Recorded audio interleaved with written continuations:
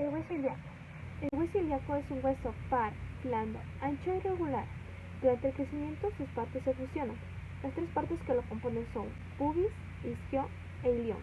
De forma general podemos encontrar en el ilión la cresta ilíaca. En el pubis encontramos el cuerpo, la rama superior y la rama inferior.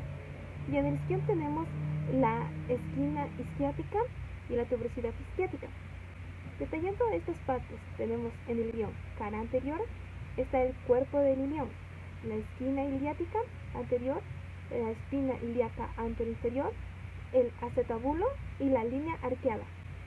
El isquion de la cara posterior encontramos el cuerpo del isquion, la esquina isquiática, la tuberosidad isquiática y la rama del isquion.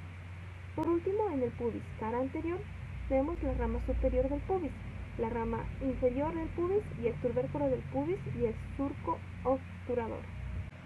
Características. Según la anatomía, el costal es el hueso más grande que forma la pelvis y se encuentra unido al sacro a través de la articulación sacroiliaca y al hueso fémur por la articulación coxofemoral. Una de sus funciones principales es servir como conexión del tronco a los miembros inferiores a través de la cabeza del fémur.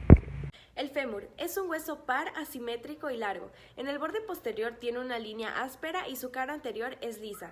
Es el más resistente ya que debe soportar peso y de hecho es el más largo del cuerpo humano.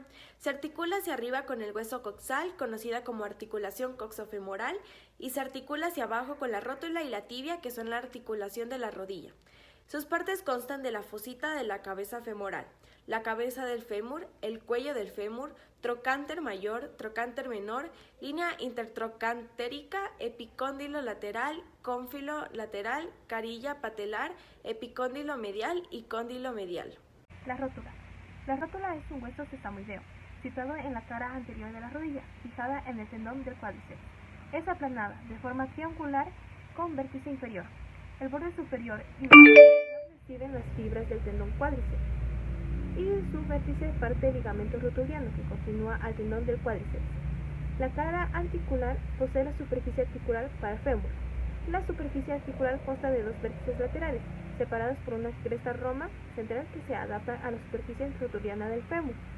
En la cara anterior de la rótula está la base de la rótula, el borde medial y el vértice de la rótula. En la cara posterior de la rótula hay la carilla articular de la rótula, la carilla lateral para el cóndilo lateral del fémur y la carilla medial para el cóndilo medial del fémur. Es el hueso sesamoideo más grande del cuerpo humano y se ubica sobre el tendón del músculo cuádriceps femoral.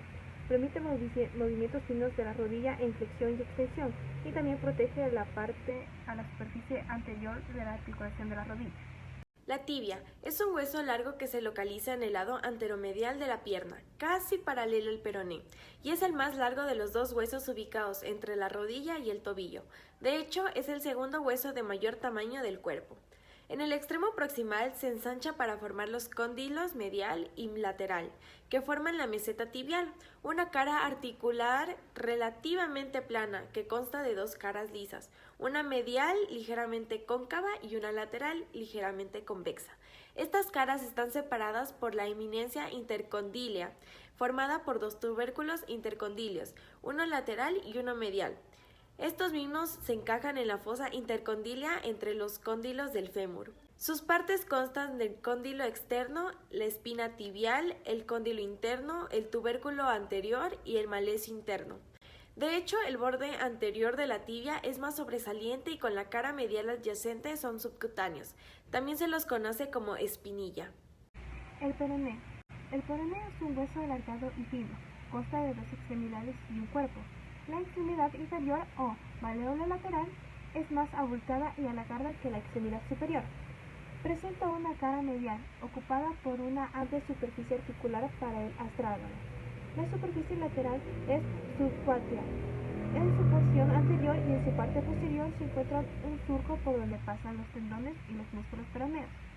En la cara lateral del peroné se encuentran las siguientes partes: el vértice de la cabeza del peroné, la cabeza del peroné, el borde posterior, el borde interóseo, el cuerpo del peroné, el surco medial y el maléolo lateral. En la cara medial encontramos la cara articular superior, que articula con el cóndilo lateral del fémur, el borde posterior, el borde interóseo, el borde anterior, la carilla articular del maleo lateral y la fosa maleolar lateral. Su función, más que de dar soporte, es aportar superficie ósea a las inserciones musculares y contribuir a formar la articulación del tobillo. Finalmente tenemos a los huesos de los pies. El pie es una de las partes más complejas del cuerpo y consta de 26 huesos. Para facilitar su comprensión lo dividiremos en 3 partes: retropié, mediopié y antepié. Los huesos del retropié están formados por el calcáneo, que es el hueso más grande del pie y es el que le da la forma a nuestro talón. Encima de este encontramos al segundo hueso, que es el astrágalo. De ahí encontramos los huesos del mediopié. Estos están formados por los escafoides o naviculares, los cuboides y las cuñas. Dentro de las cuñas encontramos 3 en total: una medial, una intermedia y una lateral. Su función principal es la amortiguación. Finalmente encontramos los huesos del antepié, que son 5 metatarsos y 14 falanges. Los metatarsianos se los nombra como primero, segundo, tercero y así sucesivamente hasta llegar al 5 desde el pulgar hacia el meñique. Estos huesos son alargados y se articulan con los dedos. Para finalizar tenemos las falanges, que en total poseemos 14 en cada pie y cada dedo tiene 3 falanges menos el pulgar, que consta de 2.